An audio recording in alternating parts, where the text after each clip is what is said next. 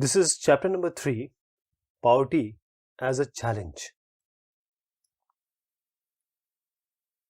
Now, poverty as a challenge, here, poverty is the most difficult challenge which is faced by independent India.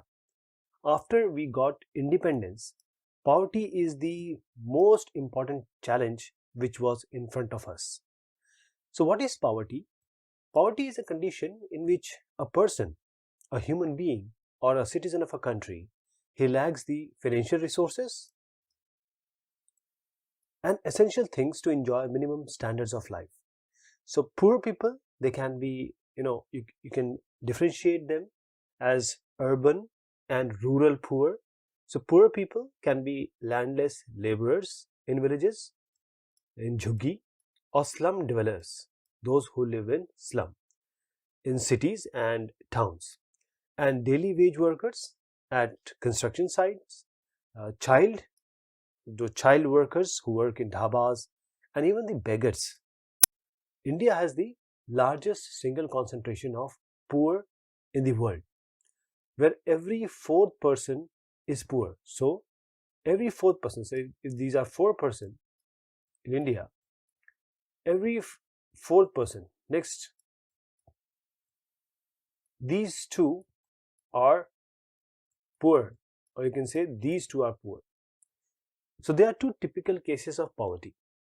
So we'll take the case of Ram Saran and one more case of Lakha Singh, and then we'll try to understand, so what is the typical case of poverty.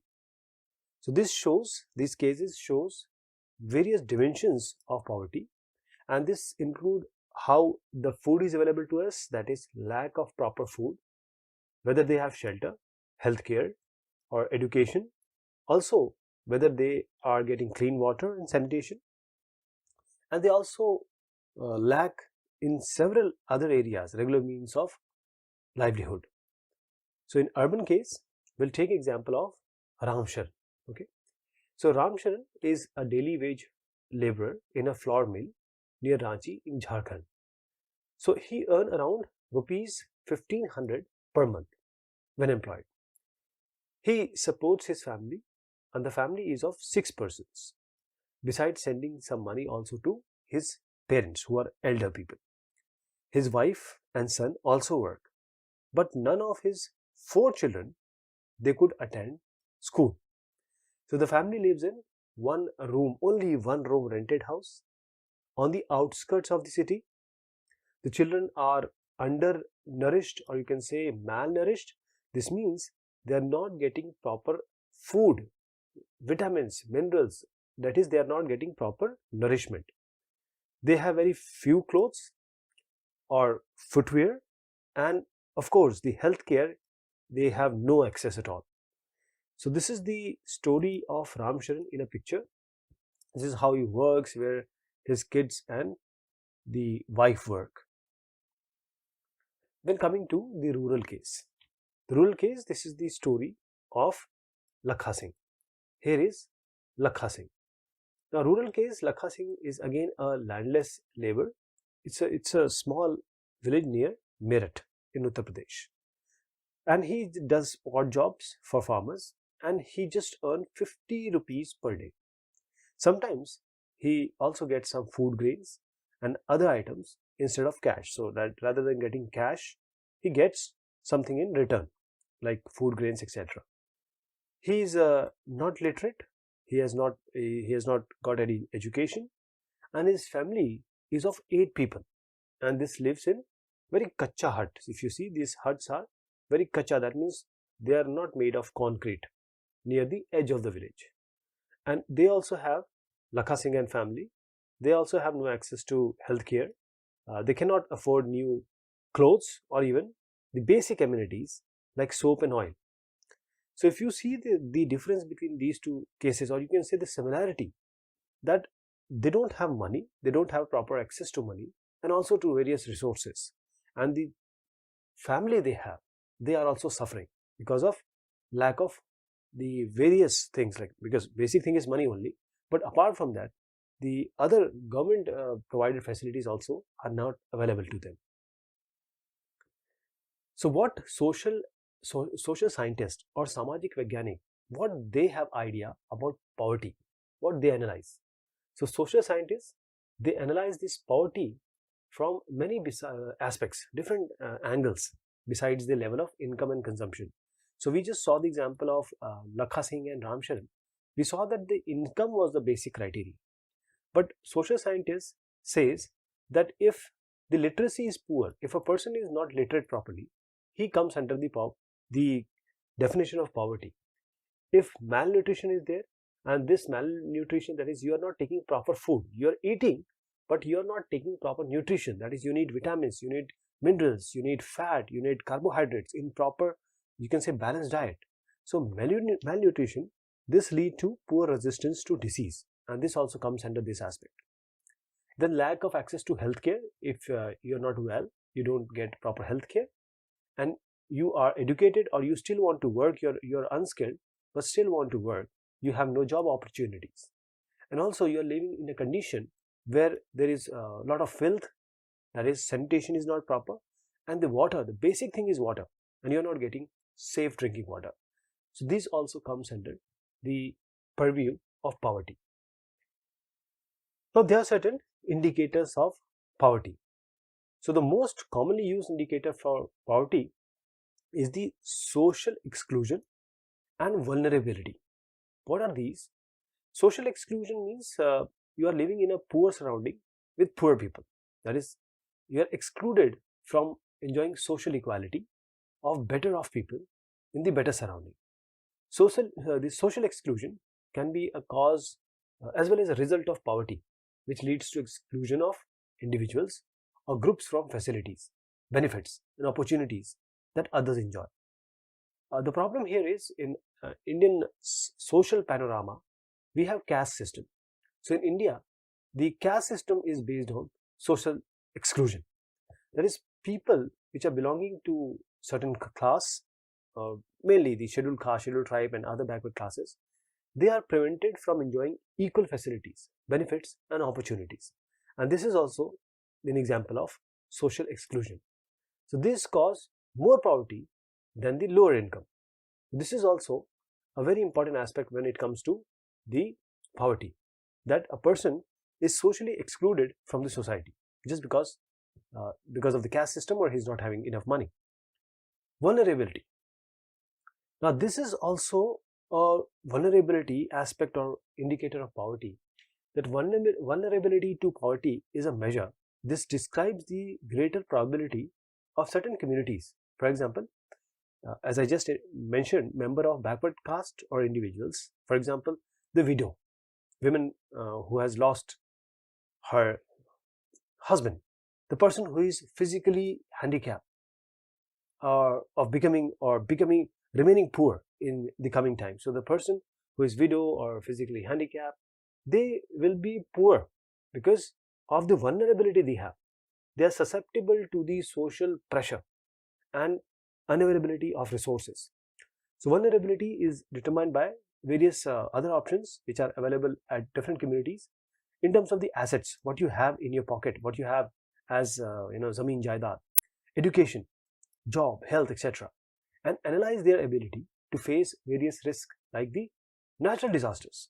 So the group which face greater risk at the time of any natural calamity or disaster, they are called the vulnerable groups.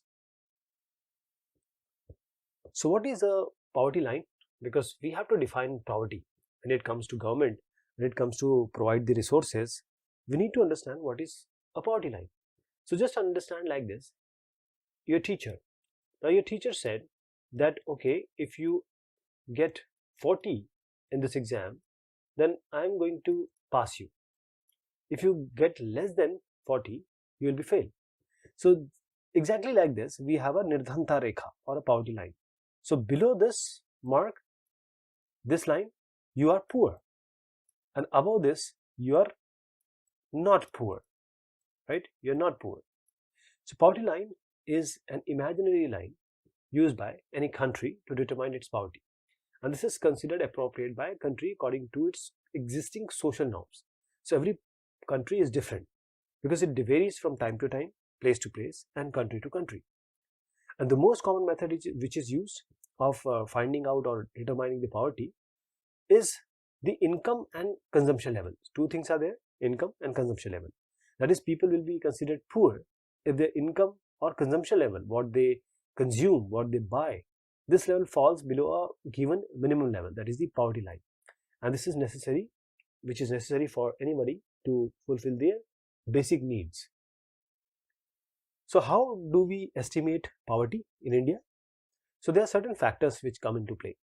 So in India, a subsistence level, or you can say the minimum level of food requirement, as determined by its calorific value. That is, whenever you add or eat something, then you get energy, and that energy is in calorie.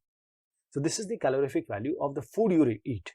Then comes the clothing, the footwear, the fuel, the lighting, that is the electricity, educational and medical requirement. These are determined by, or you can say determined for estimating the poverty line. So there is a proper formula for that. Since in rural and urban areas, the nature of work is different and the price of goods are different. That is, in the rural area, the nature of work is quite harsh. That is, the labor work is more and the price of goods are lower. But in urban areas, the work is normally sedentary, that is sitting work, and the prices of goods are quite higher. And the calorific requirement and the expenditure per capita, these will also be different if you consider rural and urban region. So what is the poverty line which is defined by the government of India? This is minimum calorie requirement. That is, a person who is eating, he must get the energy. How much? In rural area, a person should have at least from food 2400 calorie. And this urban area, he must have at least 2100 of calorie. That is, in rural area, because it is physical work, it is higher, and urban area because less physical work, so it is less. And what is the minimum level of earning per month? And this is depending on the year, right? It is different for different year. In 2012, it was 816 in rural area. So if a person is earning 816 rupees, that is per month, then he, or above 816, he will not be called as poor. But you have to multiply this number with the number of people he has in his house or family. If a person living in urban area, he is earning more than 1000 rupees, then he is not poor. But you need to multiply this with the number of family members. Then only a poverty line can be defined. So the money value required for buying these calories requirement, this much. This is the last column, if you see. In terms of food grains and other items, is revised periodically based on the rise of prices of these goods, because every time there will be some inflation or increase in the price, so it will be adjusted accordingly. In urban areas, the prices of essential items is higher when compared to the rural areas, and therefore the poverty line is higher despite having low calorific requirement per day. If you see, the low calorie is required in urban area, but still the prices are higher. Therefore, the poverty line or the amount which is being described or finalized is higher than the rural area.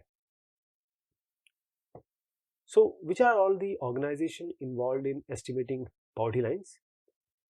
So there are certain surveys for determining the poverty line.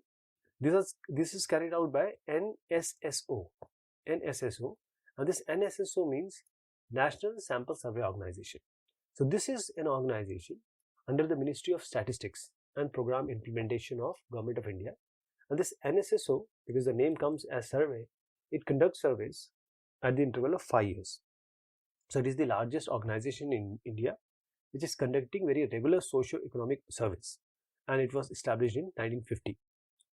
For determining the poverty line in different countries for their comparison, the international organization we have, like the World Bank, they use a uniform standard method, because the person who is poor in US and a person who is poor in India will be different, because a person who is poor in US, he might not have car, then he will be called as a poor. But in India, if you are having a car, you will not be a poor, you will be a rich person. So this is how a uniform standard method is followed, and as per this method, poverty line is level of minimum availability of the equivalent of dollar, let me make it a 1.25. Now it has changed. So it is dollar 1.25 per person per day. And this $1, if you consider it to be 70 rupees, so this 1.25 comes around 90 rupees and 90 rupees are around. So if a person who is earning less than 90 rupees per day, he is really poor according to the World Bank. And if a person is earning more than 90 or 95 rupees per month, per day, then he'll be considered not as poor. So what are the poverty trends in India? See, we have seen a decline in poverty. If you see in 1994, about 45%, that is 100, in 100, 45 people were below poverty line or they were poor. But now this has just come to 21.9, that is 22 in 100 are poor in 2012. So if the trend of declining poverty ratios in India continues at this rate, which you see just now, then the poverty line may reduce to 20% in the next few years. This is what we are expecting. What we have discussed is that the poverty, there are certain groups which are vulnerable. Vulnerable, that means they are susceptible or they are poor and they will remain poor because of certain situations. So poverty among social groups and economic categories, it varies from different groups and different regions. Social vulnerable groups, these are the households of scheduled caste, scheduled tribes, other backward classes. So economically vulnerable groups, they comprise, if you talk about rural areas, they can be landless labor households. If you go to urban areas, it can be casual labor households. But what we have seen in the few years, that all the groups except the scheduled tribe groups, this has witnessed a decline in poverty. So in the year 2011 and 12, the proportions, which is actually the survey carried out by NSSO, National Sample Survey Organization, the situation is here that this is the social groups and economic categories, and this is the number of poor out of every 100 person from the category. So here if you see that average Indian poverty ratio is 21.9, that is around 22. But if you go to scheduled tribe in the rural area, it is 45.3, which is way beyond, way ahead of the total Indian ratio. And this is followed by the agricultural laborers, then the casual laborers and the scheduled caste in rural areas. So what we see here, that the source reports of employment and unemployment among social groups in India by NSSO, that is Ministry of Statistics and Program Implementation, you see there is a difference of the actual average of India and that of the vulnerable groups. So there is great difference within these poor families. What we observe here is that in poor, we have more poor, that is the poorest of poor. How? The female infants, the women and elderly members. Why they are poorest of the poor? Because they are not given equal access, equal resources, equal opportunity to gain the resources which are available to the family. So family also kind of don't give these all the resources to this category, that is female infants, women and elderly members. That is why they are called poorest of the poor. Now we'll try to understand the story of Shivaraman, that is how these vulnerable groups, they are poor and they live the life of poverty. So the family of Shivaraman, he is a rural landless laborer and he has 8 members in the family. He and his wife, they both work. His children, they don't attend school just because of poverty. Only his son gets milk, and that also sometimes. And they find difficulty in managing even the 2 meals in a day, 2 time ki roti. So this story says or portrays the suffering of Shivaraman, who works as an agriculture laborer, that too for just 5 to 6 months in a year. So it's a seasonal work he gets. The sufferings and the inequality within the family of for women and children, they are even more. The girls are not sent to the school and even they don't get milk to drink, only the son gets. While the youngest child, who is son, he gets milk and sometimes he drinks sometimes. And his parents also plan for the education of the son. So this also shows the situation of the marginal classes, or you can say vulnerable classes, and the situation of the poorest of the poor in the family. We have different states. We have 28 states right now. So there are interstate disparities as far as the poverty is concerned. So the proportion of poor people is not same in every state. What recent estimates have shown us that while the all India this level, or you can say there is 21.9% poverty ratio, right, in 211-12, but that is around 22%. States like the MP, Madhya Pradesh, Assam, Uttar Pradesh, Bihar, Odisha, they had all, they are all below the poverty level. That means the poverty is too much in these places. So Bihar and Odisha, these two states, they continue to be the poorest state, and the poverty ratio is in Bihar is 33.7 and in Odisha it is 37.6. So this is changing. So this is just to give you an idea. Along with the rural poverty, the urban poverty is also high in Odisha. That is, you will find poor even in the rural areas as well as in the urban areas. Madhya Pradesh, Bihar and Uttar Pradesh, in states like Kerala and Jammu Kashmir, Andhra Pradesh, Tamil Nadu, Gujarat, West Bengal, there is a significant decline what we see in poverty. So there is an improvement in the poverty level. The states successful in reducing poverty, they have adopted different methods. So what are these methods? That certain states are doing well, and Bihar, Odisha like states, they are not doing so well as far as poverty is concerned. So Punjab and Haryana, they had high agriculture growth rates due to the effect of the green revolution, that is the Harit Kranti. And Kerala has developed its human resource by investing more on education. So Kerala is all about education. West Bengal has reduced poverty by implementing the land reform. So they did all the land reforms. Public distribution of food grains at subsidized rate in the southern states, especially we will talk about the Andhra Pradesh and Tamil Nadu.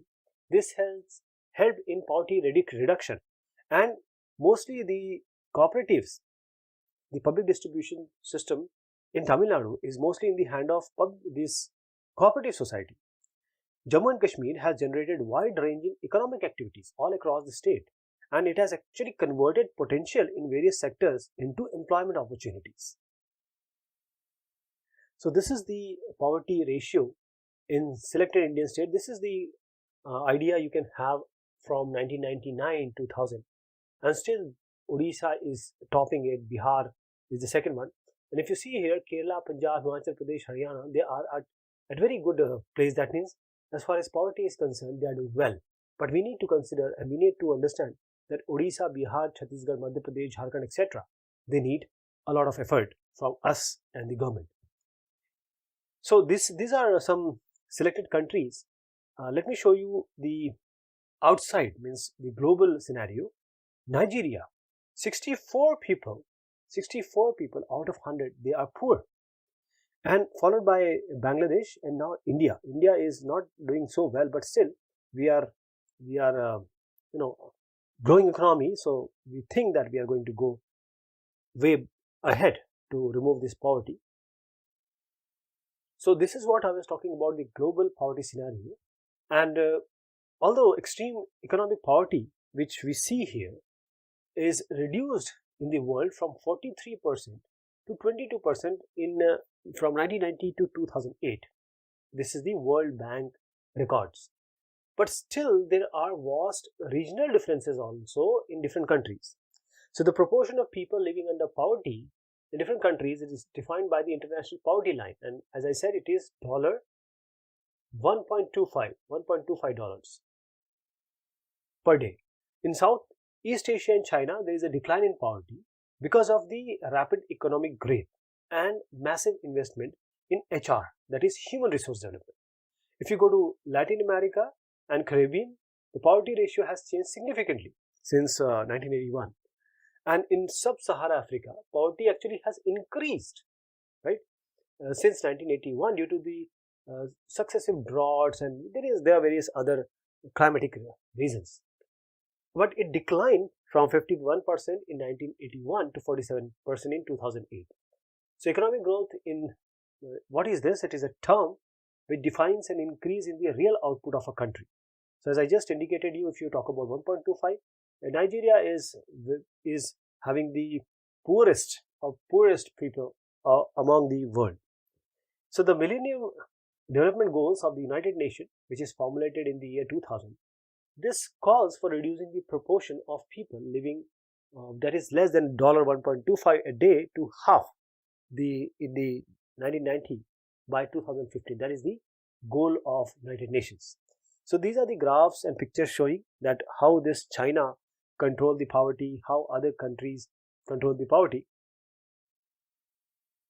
So now we need to understand, after knowing all these ACLA and statistics, that what are the causes of poverty. Poverty occurs because of various reasons. If we talk about India, then historically there was a low level of economic development when we were under British colonial administration prior to 1947.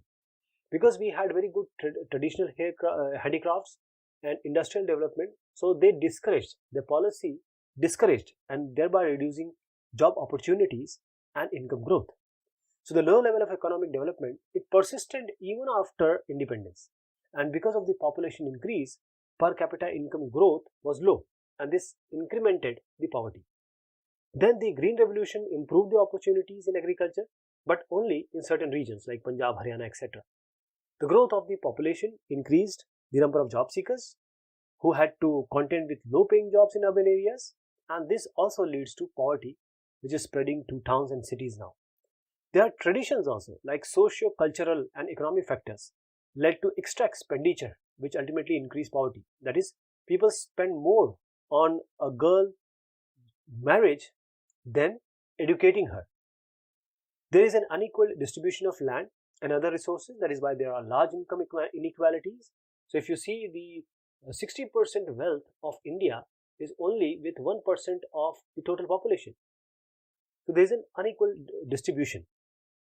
The land reforms have not been properly implemented, and also the land resource, because it is not adequate, this is also a reason for many people to be poor. Small farmers, they borrow money for seeds, fertilizers and pesticides, and later on fail to pay lending in debt. They fall in debt trap. That is, they take money and they can't return. So for returning, they again take loan. So this high level of indebtedness is both because of poverty and effect of poverty. So the second thing, the question we should ask ourselves is, what are the anti-poverty measures? So removal of poverty has been one of the major objectives of Indian development strategy, and Indian government main key objective is this. So the current anti-poverty strategy of the government is based on certain objectives. First is the promotion of economic growth. That is, the government has promoted economic growth during last many years. Economic growth was low till 1980s, but after that it increased significantly. Since then, it is causing significant poverty reduction. So the poverty is reducing. The high economic growth helps in a significant reduction of poverty. So there is a strong linkage between the economic growth and poverty reduction. If economy grows, poverty will be reduced. Economic growth widens opportunities and provides the resources needed to invest in human development. High economic growth encourages people to send their children, including their girl child, to school, and the hope is for better economic returns from investing in education of the children. And the advantage of economic growth, it may not be so direct. The proof may not be direct. Due to lack of growth in agriculture sector, the large number of people remain still poor in rural areas. So we have some targeted anti-poverty programs, and let me just give you a glimpse of this. So these are the things which are generally asked. First of all, we have Prime Minister Rozgar Yojana, PMRY. It was initiated in year 1993, and the target group was, because of the Rozgar and unemployment and employment, the target group is unemployed youth in rural areas and small towns. And the significant feature is setting up of self-employment ventures through industry, service and business routes. Then in 1995, we had REGP, Rural Employment Generation Program, again for unemployed. And the idea was to generate employment in rural areas and to develop entrepreneurial skills and attitude among rural unemployed youth. Then SGSY, that is the Swarna Jayanti Gram Swarozgar Yojana 1999, and this was targeted to poor families in rural areas. And this was to organize SSG self-help groups, providing the skill development opportunities, credit linkages and subsidies, and also creating of marketing opportunities for products. This scheme is now known as NRLM, National Rural Livelihood Mission. In 2000, we have Pradhan Mantri Gramodaya Yojana, PMGY, for rural areas in the state. And it achieves sustainable human development. The idea was at the village level by providing central assistance to state and union territories for certain basic minimum services like the primary health, primary education, shelter, drinking water, electrification and nutrition. In 2000 only, Antodaya Anna Yojana for poor families in urban and rural areas. So this is to ensure the food security to the poorest of the poor by providing food grains at very highly subsidized rate, 1 or 2 rupees or 2 or 3 rupees per kg for wheat, rice, etc. NFWP, National Food for Work program in 2004. This is targeted to poor people in rural areas of 150 most backward districts. And the idea was to generate supplementary wage employment and providing food security in these districts. And then after it was subsumed by NREGA. Then comes the MNREGA, Mahatma Gandhi National Rural Employment Guarantee Act. So this is not a yojana, this is a proper act. In 2005, and this was targeted to rural households. And the idea was to enhance the livelihood security of people in rural areas by guaranteeing them 100 days of wage employment in financial year to a rural household whose adult member volunteers to do unskilled manual work. So we have very good statistics of this. So many people were targeted. So scheme provided employment to 220 crore person days of employment. So the share of SC/ST women are 23%, 17%, 53% in this scheme. So the average was 132 in 2013-14. So the government introduced targeted anti-poverty starting from 1990 as we see. The result of this program is quite mixed because the problem is there can be a policy, but its implementation and targeting should be bang on. It should be proper. Some schemes, they overlap, and the benefits of these schemes are not fully reaching to the deserving people or poor. So the now government is doing what? It is emphasizing more on proper monitoring of these programs. Millennial Development Goals. These are 8 international development goals that are officially established following the Millennial Summit of United Nations in 2000, following the adoption of United Nations of Millennium Declaration. So one of these was to reduce 50% the proportion of poor or people living on less than $1.25, let us make it 1.25 a day by the year 2015. So the challenges we have in front of us for poverty reduction is still a major challenge in India, and because of differences in rural and urban setups. Poverty should include not only the matter of adequate amount of food, but there are other factors like education, healthcare, shelter, job security, gender equality, dignity, and so on. So this gives us the concept of human poverty. Poverty reduction is expected to be lower in next coming years, 10 to 15 years. So in addition to this anti-poverty measures, the government is focusing and should focus on the reduction of poverty of how the process will be. High economic growth we want, universal free elementary education we want, and the decrease in population growth is required, and the empowerment of women and weaker sections is required. So what we saw is that the poverty line or the poverty is considered to be person who is not having money. But there are certain things which we imbibe, that is, which are like social you can say bahishkaran or upavarjan, or the person is not given proper opportunities, or a human being or a citizen is not given proper, say, government policy, you can say the end point. So all these add up to the poverty. So now the thing is, whatever is being done is very good, and whatever is going to be done or needs to be done, it should be properly planned and it should be properly implemented to actually eradicate the poverty of the country. So this is all about this chapter. Thank you so much and take care of yourself.